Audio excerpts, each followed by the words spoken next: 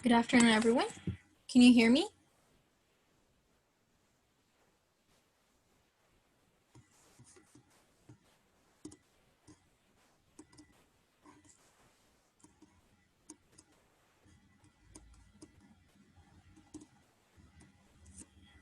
So as I did the survey on preference of language for the presentation, a lot of people chose English presentation.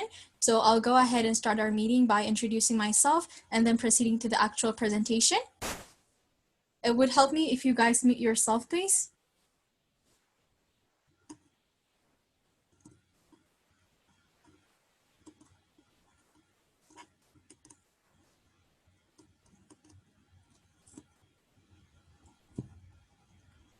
My name is Afumia Yalumutuku. I am 18 years old and I am a high school senior at Hillside School. I'll be giving you guys a 30 minutes or less presentation on emotional quotient and how it affects your leadership ability. You might be wondering how an 18-year-old knows anything about leadership and even plans to teach it to others. So to clear things up, I did take online classes on leadership, public speaking, entrepreneurship, and business. I am interested in this field as to which I am planning to pursue my university degrees as well. And through all the trainings and mentorships that I got, I established an NGO, TAM NGO, when I was 15, which works on providing educational materials for children across Ethiopia, and also created a fashion line along 3 other co-founders, and we work on designing clothes that incorporate both modern and cultural features. So today I will be sharing a very important topic as to how you can achieve your goals and overcome your difficulties. But before we start, I would like you guys to interact and write down any questions you have regarding the presentation, and I will answer them within the last 10 to 15 minutes.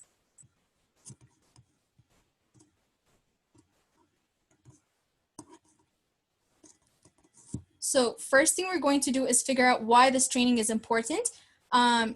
No matter what professional field you're in, whether you manage a team of 2 or 20, or even just yourself, realizing how effective you are at controlling your own emotions, emotional energy is a great starting point. Absent from the curriculum, emotional intelligence isn't something we are taught or tested on. So where did it come from? Is it important? Do you have it? And what is it? Fortunately, it is something you can learn, and I have compiled a comprehensive list of tips to help you explore your own level of emotional intelligence and gain important emotional intelligence skills that can be implemented into everyday life. So put simply, emotional intelligence is how well individuals identify and manage their own emotions and react to emotions of others. It is understanding how those emotions shape your thoughts and actions so you can have greater control over your behavior and develop the skills to manage yourself more effectively.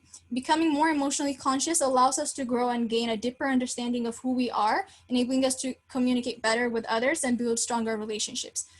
This is just a brief description, but we should get into it deeper with the following slides. And once again, feel free to type in your questions in the chat box and I'll answer them as soon as I finish the presentation. So the first slide, this training will help you gain or will help you increase your EQ and leadership abilities. So we'll go over a few course objectives. The first one, know the difference between IQ and EQ.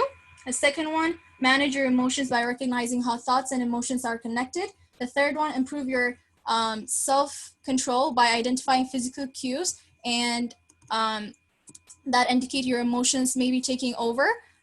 Discover how emotion can help you develop more positive relationships and optimistic outlook. And the fifth one is learn how to use assertive communication to express your needs and feelings appropriately. And last but not least, explore how to use emotional intelligence to bounce back from setbacks. In this slide, we will define what intellectual intelligence is and see some characteristics, and along the way, I'll give you some examples. So the first one is how you get adapted to new or changing environment. So let's take an example of promotion. If you're getting promoted, you get more work, more connections, more responsibility. So being able to get adapted to that changing environment is a huge factor. The second one is capacity for knowledge and the ability to acquire it. So this one, most people struggle with this one. People tend to show that they know enough or they know everything, but as a human being, we will need to learn or gain information on certain things to be successful. And the first step is to or the first step is the capacity for knowledge and the ability to acquire it, or in other words, the principle of not limiting oneself. And the third one is capacity for reason and abstract thoughts. This one, most people struggle with this one as well. We meet a lot of people in our day-to-day life and we might get into a misunderstanding, but how many of us are reasonable and try to solve the issue? So we need the capacity for reason and abstract thoughts. The fourth one is the ability to comprehend relationships. This one, it's not just family relationship or friendship or work relationship. It is general as to how we establish and comprehend our relationships. And the fifth one is the ability to evaluate and judge. So here, this is the most important point because as a human being, judging and criticizing is something that we are expertise on, but judging for the right reason is very important.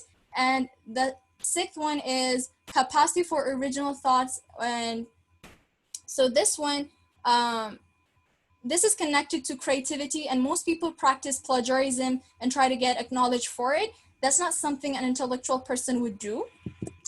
Here, we'll see some things, the ability to learn about something, learn from something, and understand something, and also interact with something. So personally, I would like to emphasize on interaction, because unless you interact with people, you cannot learn about them, you cannot learn from them, or you cannot understand them. So interaction is very important. And here, we can see this slide from two different perspectives. As a math person, from math point of view, and as a leader, or from a leader point of view. So as a math person, we would say, okay, there are three sets. There's an IQ set, there's an EI set, and then there's a personality set. So the combination of this three, there is a human being or some figure. But as a leader, I would say, or you guys would say, why is this black figure standing out of all the other colors on the slide? So it's the combination of IQ and then EI and then personality. So which makes a person stand out, be bold, and visual. This slide is the perfect slide to know what type of person you are and also your level of emotional intelligence. So let's take an example of, let's say somebody comes up to you and say, you are the dumbest and most wordless person I have ever met. Would you feel or think? So are you a person who would feel right away, or are you a person who would think rationally? Most people would feel, because no one in this entire world would feel happy about that statement being called stupid or wordless, but so he or she will immediately get aggressive.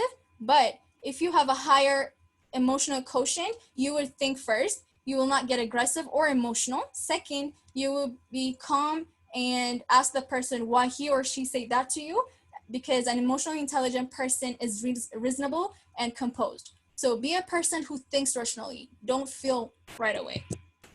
The next slide is emotional intelligence. So emotional intelligence is the ability to recognize and understand emotions in yourself and others, and your ability to use this awareness to manage your behavior and relationships. So focus on the part that says yourself and others. Emotional intelligence is not only bounded to self-emotion, but also understanding others' emotion and managing behaviors and relationships.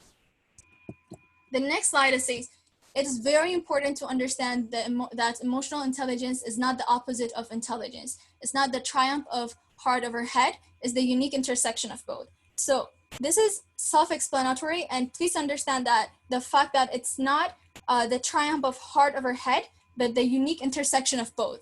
So it's obvious that we use our brain to think and we use our heart to feel, right? But there's no reason to choose one over the other, because an emotionally intelligent person has the ability to balance both. Here, it says aspects of emotional intelligence. So we have two different aspects, self-awareness and social awareness. And we have four subtopics. We have intrapersonal skills, we have interpersonal skills, we have adaptability, and we have resilience. So the first two might seem similar, but the one in the green, which is intrapersonal, it's only focused on yourself. Let's say me, myself, and I, okay? And then the next one is interpersonal skills, which is in yellow, and it's about yourself and another human being or another being. So there's another person for you to have an interpersonal skill.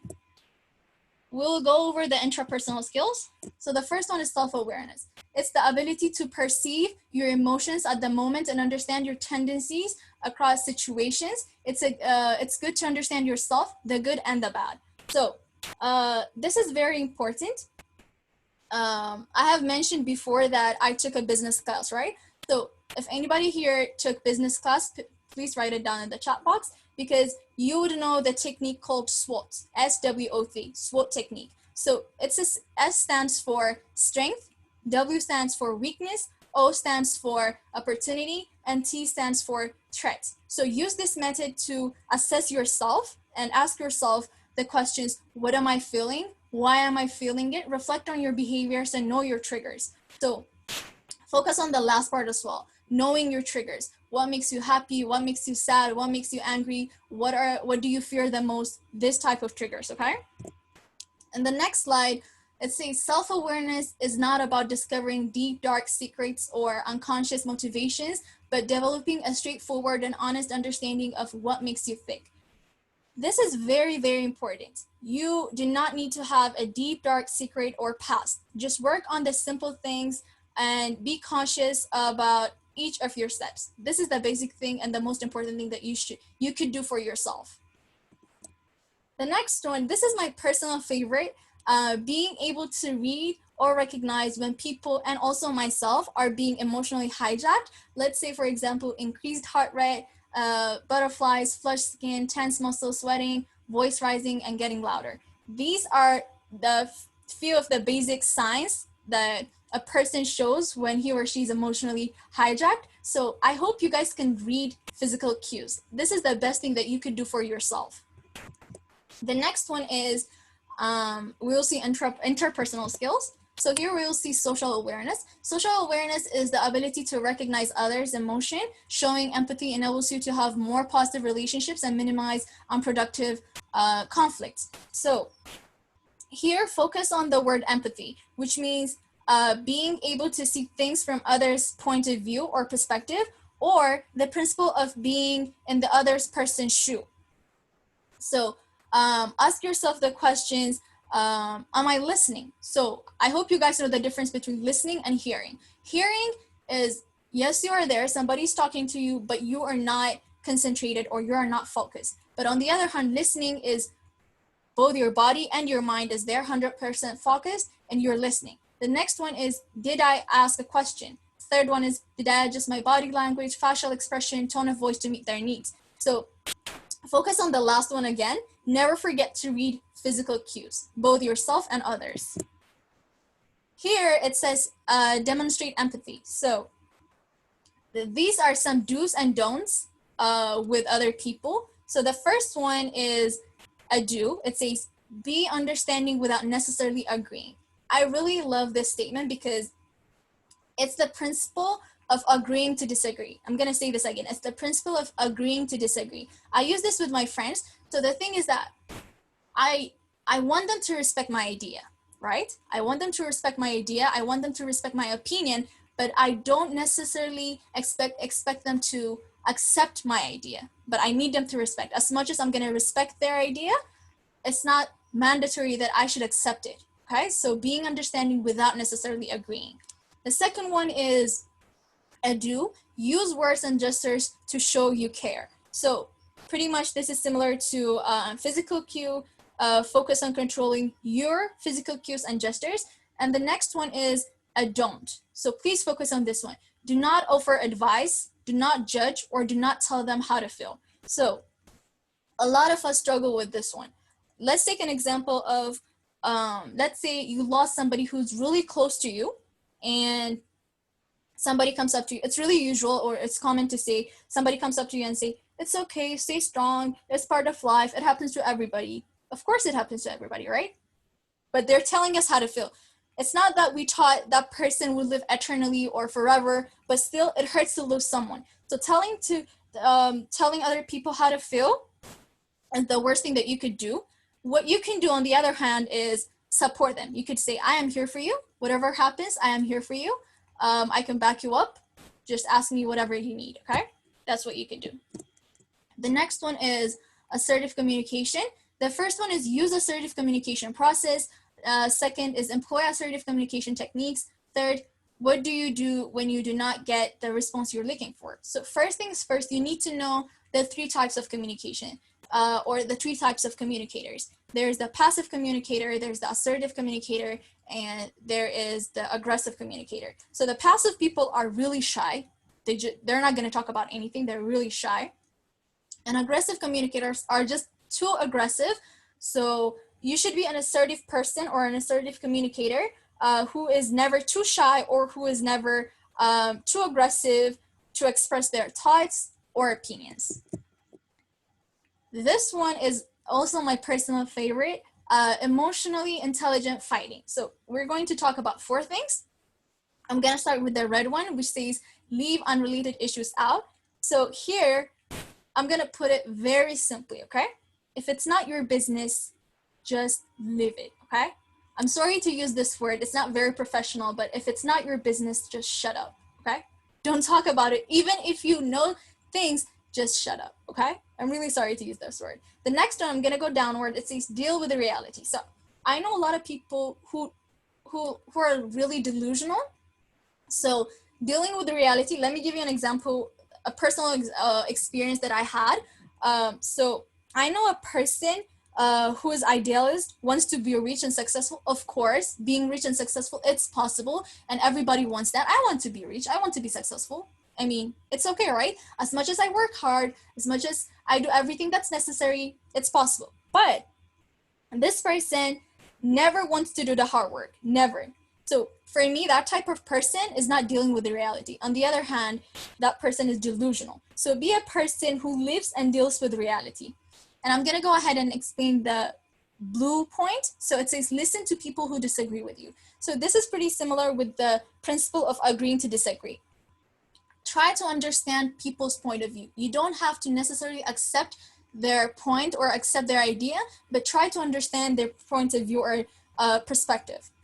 And the yellow one, I'm going to be explaining this in Amharic because it relates to us as an Ethiopian. So I'm going to explain. It says listen without getting defensive. So አብዛኛው ጊዜ ከቤተሰብ ጋር ተሰብስበን ሊሆን ይችላል፣ ከጓደኞቻችን ጋር ተሰብስበን ሊሆን ይችላል፣ ከስራ ባልደረቦቻችን ጋር ተሰብስበን ሊሆን ይችላል።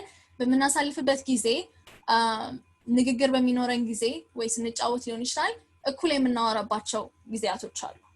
2 ሰው 3 ሰው አብሮ የሚያወራበት ሲቹዌሽን አለ። በተለምዶ ልማድ ሆኖብን አሁን ስላደግንበት ያን ያህል ትልቅ ኢሹ አድርገን አናየውም። ግን በሌላኛው ሀገር ወይም ከሌሎች ሰዎች ጋር የኛን ባህል ላለመዱ የኛን ልማድ ለሌላቸው ሰዎች ከሌላቸው ሰዎች ጋር ኢንተራክሽን በሚኖረን ጊዜ በጣም የሚጎዳን ስለሆነ ነው። ሶ ጣልቃ መግባት ነው የሚባለው። እንግዲህ በመናወራበት ጊዜ እኩል ስናወራ 2 መንገድ ሊኖር ይችላል። አንደኛው አድማጮቻችን ሊከፈሉ ይችላሉ። let's say እኔና የሆነ ሰው አብረን እያወራን እኩል እያወራን ሁለታችንም ማናቋረጥ ከሆነ ወይ አንዳችን ዝም ማንል ከሆነ ኦዲየንሳችን ይከፈላል። ግማሹ ኦዲየንስ እኔን ያዳምጣል፣ ሌላኛው ግማሽ ሰው ደግሞ ሌላኛውን የሚያወራውን ሲያዳምጣል ማለት ነው። ሶ ኦዲየንሳችን እንዲከፈል እናደርጋለን። አለበለዚያ በተለምዶ ምን አለ አንደኛው ሰው ራሱ አውቆ ዝም ይላል ወይም ድምጹን ቀንሶ just ካወራ በኋላ ያወራል፣ ሌላኛው ሰው ከጨረሰ በኋላ ያወራል። ይሄ በፍጹም የማይደረግ ነገር ነው። ወይም ኢሞሽናሊ ኢንተለጀንት የሆነ ፐርሰን እንደዚህ አይነት ስራ አይሰራም። so on the other hand ምንድነው የሚያደርገው? ቅድሚያ ይሰጣል። ይቅርታ ይጠይቅና ይቅርታ ስላቋረጥኩ ወይም ስላቋረጥኩሽ አይዲያሽን ቀጥይ ወይም አይዲያህን ቀጥል ነው የሚባለው። እኔ ፐርሰናሊ በጣም የተጎዳሁበት ነገር ስለሆነ ነው። ኦንላይን በመማርበት ጊዜ እንደዚህ ነገሮች ያጋጥሙኝ ነበርና ለኔ ምንም ማለት አይደለም ስለለመድኩት፣ ግን እነሱ ወዲያ ያቆሙና ይቅርታ አይዲያሽን ስላቋረጥንሽ መቀጠል ትችያለሽ ነበር የሚሉት። so emotionally intelligent የሆነ person ለሌሎች ቅድሚያ ይሰጣል። የሌሎችን ካዳመጠ በኋላ የራሱን ማስተላለፍ እንደሚችል ያውቃል ማለት ነው። So the next slide, it says anyone can become angry. It's easy, but to be angry with the right person to the right degree at the right time for the right purpose and in the right way, that is not easy. This is perfect. I hope this sinks in. The next is resilience. So resilience is the ability to bounce back from setbacks and failures and to find a silver lining and see how the future. The first aspect of resilience that we will look at is gaining an accurate perspective. ask yourself these questions. What am I feeling? What do I want to feel? And why am I feeling this way? What do I need to feel this way? These are the questions that you should ask yourself. The next one is reframe your thinking. The first one is change your perspectives. When we say change your perspective, it's not about changing your life principle or just doing what people tell you to do. But on the other hand, it's being flexible, okay? It's just flexible. Simply, it's being flexible. The next one is translate your negative thoughts into neutral and positive statements. So here, I was gonna give another example, but after what happened last week, I'm gonna give you another example. So last week, I was gonna present this PowerPoint to you guys. I was so excited, but as soon as I was gonna start my presentation, light went off and I couldn't present. So that was the negative thing that happened to me. And I could have said, oh, it's all over, my chance is over, or that the time slot that was given to me by my leaders is just over. But no, that was a negative thing. But I changed it into positive statement or into positive thought. I say, it happens to everybody. At that time, it just happened to me, right? So it's okay. I'm gonna say sorry to the people or to the participants, and I'm gonna ask them if they want to participate again. That was simple. It was a negative thing. I changed it into positive statement. So I hope you guys can. I hope you guys are able to change your negative thoughts into positive thoughts as well. And then this slide, an emotionally intelligent person, if he or she has an idea, they will change it directly into a plan and then into an action. So shortly, an emotionally intelligent person is an action person, or any idea that he or she has is going to be implemented directly. The next one, emotional intelligence, increases your leadership ability, increases your team performance, increases your decision making, increases your personal well-being, reduces staff turnover, and reduces or decreases occupational stress. So I have prepared this few questions for you guys. I will scroll back here. You can do this later, but in general, the whole presentation is about this. If you have a high IQ, which means if you are good academically, and if you have a high EQ, which means if your emotional quotient is really high or is really good, there's no reason that you cannot be successful. You're already successful. That's one thing you could be sure of, okay? So thank you, and if you have any questions, please write them down in the chat box, and I am done with my presentation. You guys can do these questions. So I am done. If you have any other questions, please write them down in the chat box.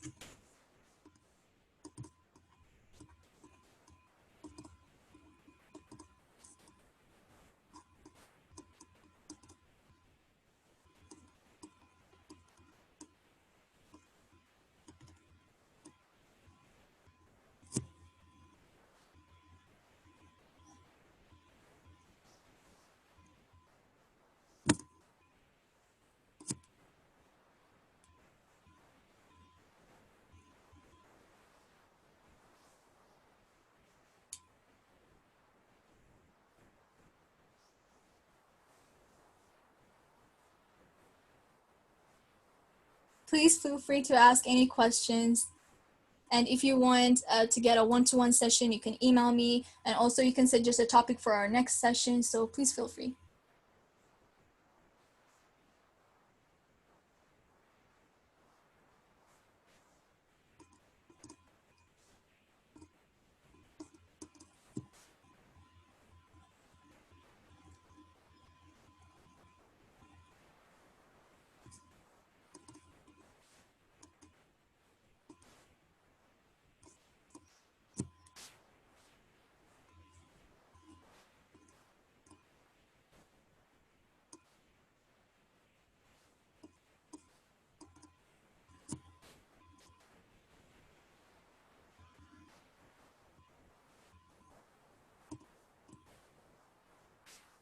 So there's a question from Hubshet. Please, can you repeat and short the difference between IQ and EQ? So briefly, IQ is an academic standard, or how smart you are academically. Emotional quotient, or EQ, is how good you are with your emotions and how you can relate to other people's emotions as well. What we talked about today is EQ, emotional quotient, but IQ is completely concentrated or focused on your academics. I hope that answers your question.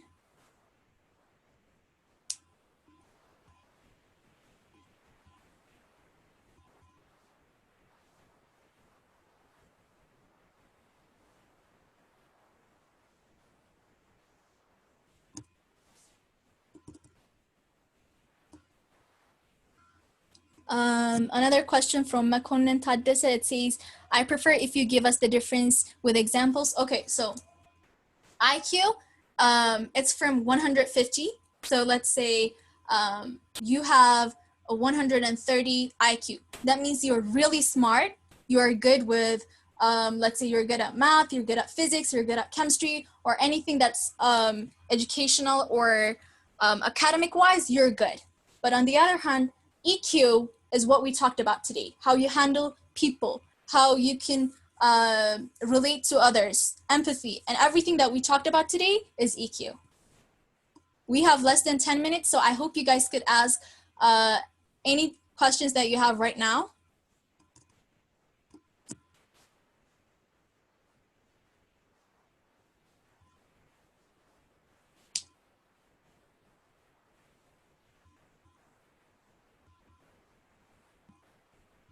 So there's a question from Abi.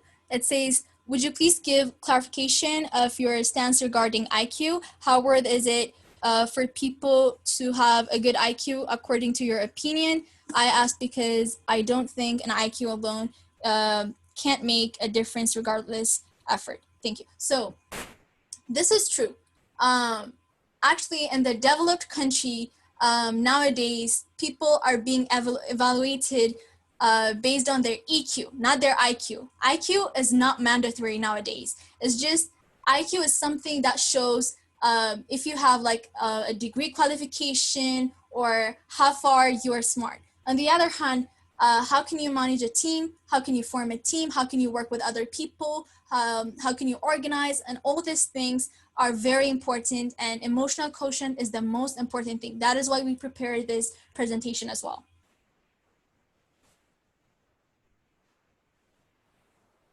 There's another question from Mubashed. Is it measurable IQ? Could you please clarify your question? Is it like IQ is measurable? If that's your question, yes, IQ is measurable. Usually it's measured from 150. You can Google that. It's pretty easy. But people above 125, 120 are usually smart, regarded as smart. Any other questions?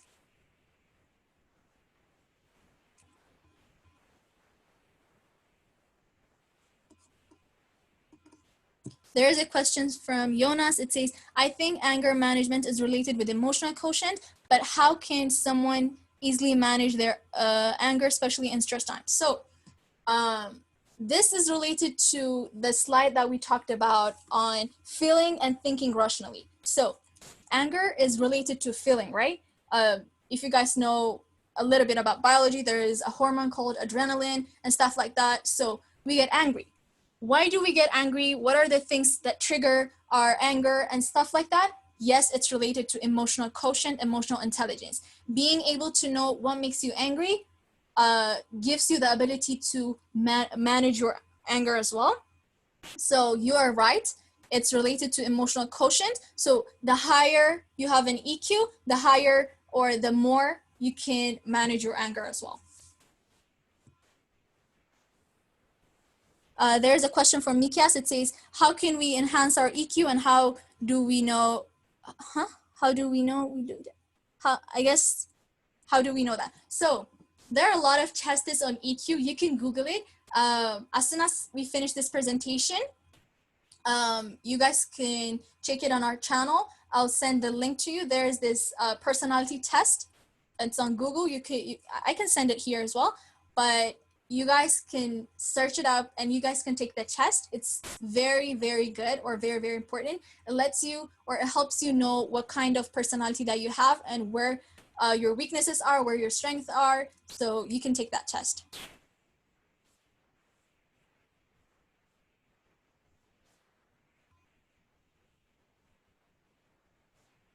there's a question that says, can you please give us some tips to develop EQ? So everything that we talked about today, please practice that again and again. It's not something that will that you can develop overnight, but please like focus on it and then practice it day by day, and then of course you can develop a higher EQ.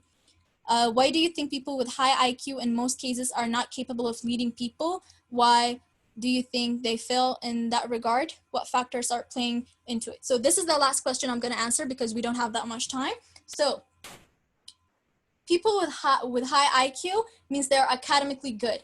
They're good with papers, they're good with questions or things that are not practical. On the other hand, when you're meeting with people, when you're dealing with people, you need to have high EQ, not IQ, EQ. You need to be able to show empathy, the things that we talked about today. So if people don't have the things that we talked about today, even if you have 150 IQ, there's no point to it unless you have a practical or a higher EQ, I guess. And I'm going to end our presentation here because we don't have much time, but I'd like to thank everybody who participated, and please join our next session, or you can even choose a topic for our next session, so please feel free.